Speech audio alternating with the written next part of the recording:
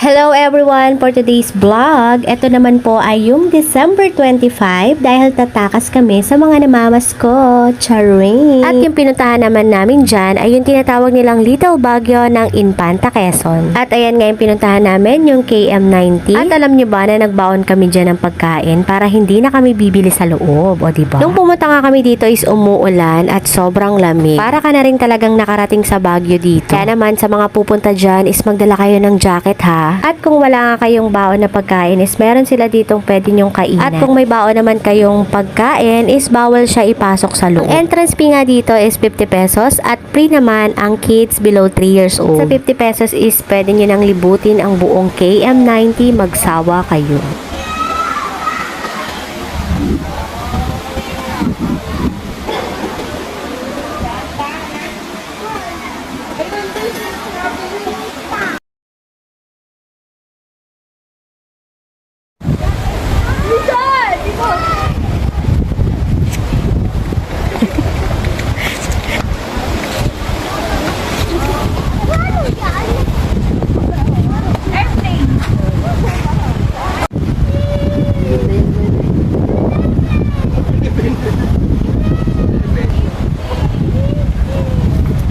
Pogi ni James ba?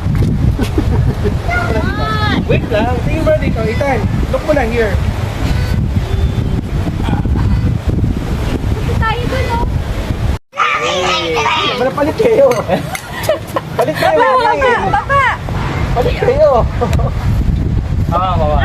Yan, doon ko sa unahan si ate sa likod. Dili. Yan.